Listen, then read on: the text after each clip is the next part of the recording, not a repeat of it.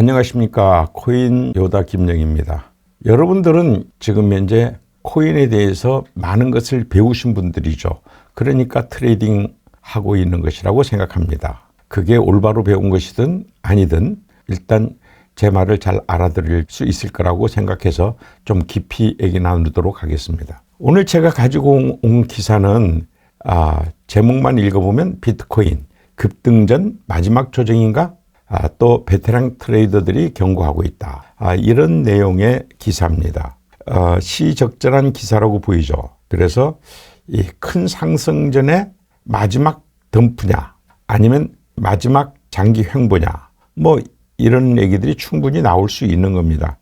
그런데 저는 이런 것을 떠나서 여러분들의 입장에서 헤아려 보도록 하겠습니다. 우선 여러분들의 입장이란 것은 크게 한 5가지 정도로 나눠질 것 같습니다. 지금 현재 롱 포지션에 들어가 있는 분, 그리고 지금 현재는 숏 포지션에 들어갈 수 있는 분도 많죠. 그리고 정리했다가 호시탐탐 포지션을 진입하기를 노리고 계시는 분들. 그 다음에 뭐 롱 포지션 같든 숏 포지션 같든 지금 좀 손해를 봐가지고 물려있다 하는 기분을 갖고 있는 분들. 이렇게 해서 입장이 다 다를 거라고요. 그래서 한 시각으로만 여러분들 앞에 말씀하기가 참 어렵습니다. 그래서 오늘은 이것을 갖다가 말씀드리기 전에 현 상황 분석부터 간단하게 하겠습니다. 알다시피 1월 7일부터입니다만은 악재가 터지기 시작했죠. 그 악재의 시발은 금리 인하를 결정하는 회의를 FOMC라 그러는데 이 FOMC에서 위원들이 이제 발언한 것들을 이제 나중에 발표합니다. 그 발표하는 과정에서 항시 요 근래는 FOMC가 발표하면 비트코인 가격이 떨어져요. 참 희한한 케이스인데요. 이번에도 금리 인하는 앞으로 굉장히 제한될 거다. 금년에 금리 인하 해봐야 0.25%를 한 2번쯤 할 것이다. 이게 요약하면 이런 내용입니다. 이런 내용에다가 그 이유를 물었더니 바로 미국의 인플레이션이 장기 고착화되는 현상이 있다. 이래서 금리 인하하기가 어렵다. 왜냐하면 인플레이션을 하게 되면 시중에 돈이 많이 풀렸다는 뜻 아닙니까? 그래서 시중에 돈을 많이 풀렸기 때문에 채권을 국가가 발행하는 걸 국채라 그러는데 이 국채 발행을 해서 돈을 오히려 끌어올 거다. 환수할 거다. 그러면 어떻게 돈을 환수할까요? 금리를 올려줘야 되겠죠. 그래서 국채 금리가 올라갈 것이다. 이러니까 또 어떤 결과가 나옵니까? 그러면 위험 자산에 굳이 큰 돈을 놓지 않아도 국가에 이자 받는 게 낫겠다. 이렇게 생각해서 이제 비트코인에 투자할 돈을 그쪽으로 많이 갔다. 이런 뜻이 되겠습니다. 그게 조그만 악재들이다. 이렇게 보는 거죠. 이 정도는 경제 상식이라고 볼 수 있겠죠. 그런데 여기에다가 하나 엎어치기 한 거죠. 뭐가 있습니까? 바로 미 법무부가 실크로드라는 그 회사에서 압수를 약 비트코인 7만 개 정도를 해둔 게 있었는데 그동안 재판을 했었어요. 이것을 미국 정부가 팔아도 되느냐 하는 재판에서 이겼습니다. 그래서 이제 미 법무부가 이것을 팔 수 있는 자격이 생겼어요. 그런데 정부가 직접 팔 수는 없는 거죠. 그러니까 미국의 중앙화거래소 코인베이스에 이체되느냐 안 되느냐가 저희가 온라인 감시를 하고 있었죠. 그런데 이체되기 전에도 그것 때문에 걱정 많았죠. 왜냐하면 금년만 해도 독일 정부가 크라켄에 이체할 때, 즉 압수 물량을 이체해서 팔 때 가격이 엄청 떨어졌잖아요. 그때 물론 마운트 곡스 물량하고 겹쳤지만 그때는 전체적으로 약 30% 떨어진 거 아시죠? 근데 이번에도 그 정도까지는 아니라도 전체적으로 보면 최고점에서 20%, 요번에 중간 최고점에서부터는 한 12, 3% 떨어질 거라고 우리가 예측을 했었습니다. 그런데 문제는 이게 이체돼도 3가지의 경우가 생기겠죠. 첫째, 바로 팔아라. 바로 돈을 만들어 다오 하고 이체하는 경우가 있고, 시장에 피해를 주지 않고 좀 천천히 팔아서 다오.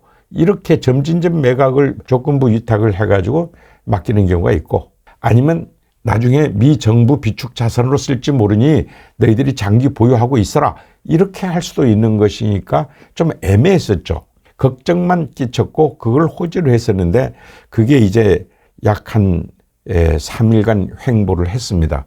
그러다가 여기에 어떤 정보를 눈치챘는지 작전 세력들과 고려들이 팔기 시작을 했어요. 오히려 먼저.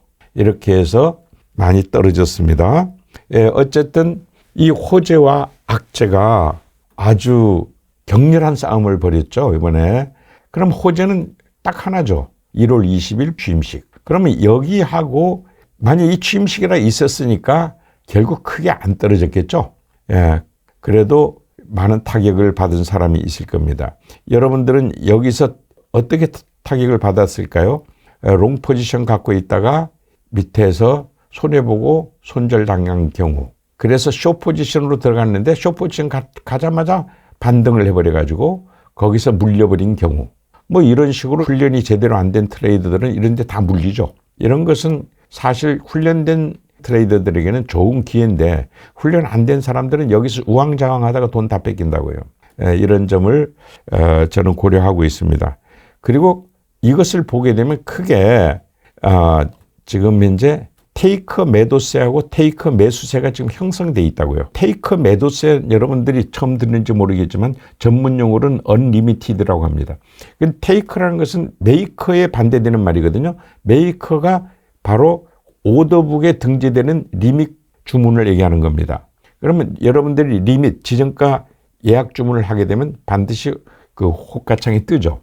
그런데 호가창이 안 뜨고 갑자기 마켓으로 팔아버리거나 스탑 리밋으로 팔아버리든가 이렇게 해버리면 이것은 호가창에 드러나지 않고 거래한다 해서 그냥 거래 손익만 챙긴다 해서 테이크라고 합니다.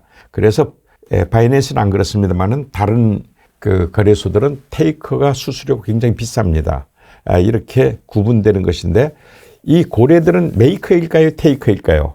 당연히 고래들은 테이커죠. 우리들처럼 뭐 이렇게 리밋 주문하지 않고 그 순간순간 필요하면 팔아버리고 하니까 눈에 안 보이는 세력들이죠. 그런데 테이커를 이루는 지금 현재 초창기 고래들인데요. 이 초창기 고래들이 옛날에는 마지노 벨트라에서 밑에서 가격이 떨어지는 것을 막던 세력들이라고요. 그래야 자기네 재산을 지킬 수 있었는데. 그런데 지금은 왜 시장에 들어와서 이렇게 파느냐? 원래는 이게 120만 개 정도 지금 현재 도매 시장에서 이 고래들이 팔았거든요. 그러면 거의 6만 6천 불 정도에 팔았을 거예요. 그게 얼마나 억울해요. 지금 현재 10만 불 다 가고 있는데. 그러니까 지금 현재 이 친구들이 팔긴 팔아야 되는데 왜 팔아야 된다고요? 인증 문제가 있잖아요. 10년 전에 휴명 계좌들이 인증 안 될 수가 있는 그런 분위기거든요. 양자 컴퓨터 때문에. 그러니까 그게 사실이든 아니든 돈 가진 사람 부자 몸조심하는 거죠. 그래서 이건 일단 팔았다가 다시 사는 방식을 택하는 거예요. 그러면 비싸게 팔았다가 또 다시 싸게 사가지고 그렇게 되면 신규 지갑에다가 월렛에다가 넣게 되면 인증된 거잖아요. 그러니까 인증 문제가 이제 해소되고 또 해보니까 이게 재미있거든요. 비쌀 때 팔아서 싸게 사니까.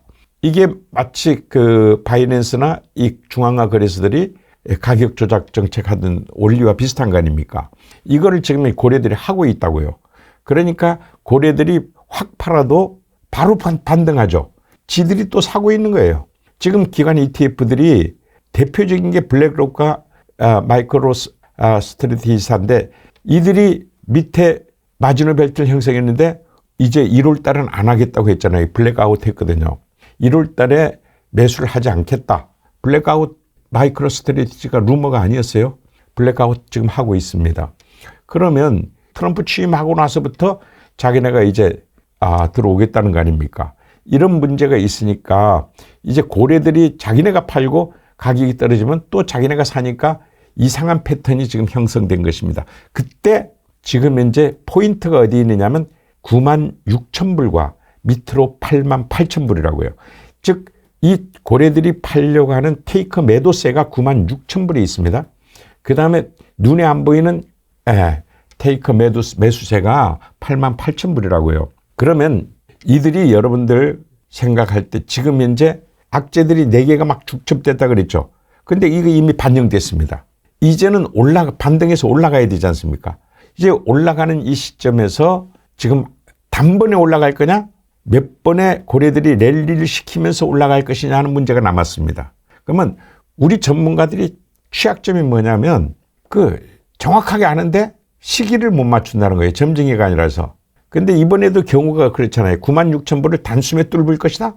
아니면 거기서 다시 한번 내려왔다가 아니면 두 번, 세 번 내려왔다가 다시 뚫고 올라갈 거예요. 뚫고 올라가는 거는 확실한 것 같습니다. 그거는 트럼프 취임 이전에 반드시 올라갈 것이다 라고 틀릴 수도 있지만 일단 그렇게 추산해야 돼요.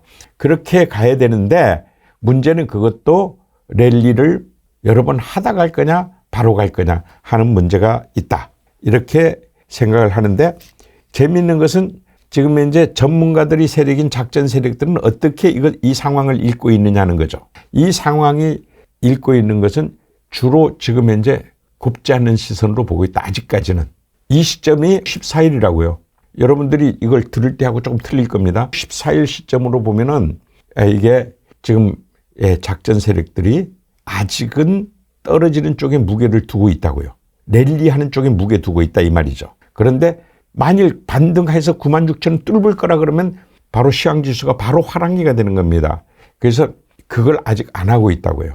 그렇게까지 그러니까 전문가들의 집단이 정보를 제일 많이 빠르게 받고 정확하게 해석하고 우리는 그것을 인터셉트 해가지고 우리 거로 만드는 거 아닙니까?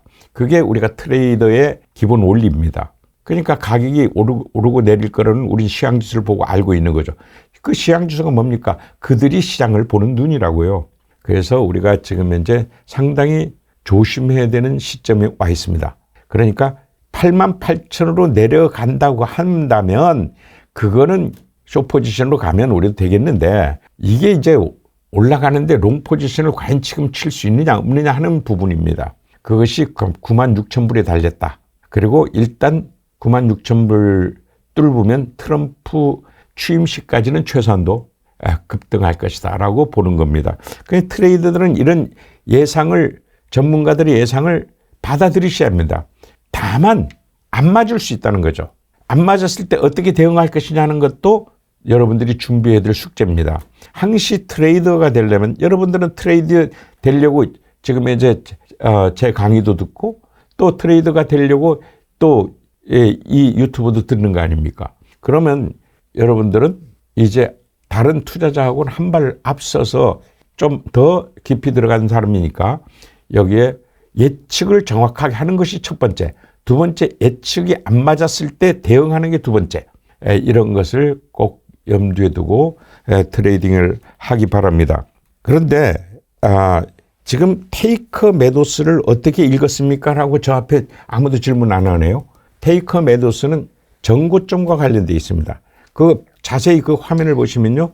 전고점이 지금 두 번이나 올라가서 96,000을 못 뚫었습니다. 근데 못 뚫었는데 왜 못 뚫었을까요? 거기에 뭔가 눈에 안 보이는 벽이 있으니까 못 뚫은 겁니다. 그 눈에 안 보이는 벽을 우리가 테이커 메도스로 한 것입니다. 물론 그렇지 않을 수도 있죠.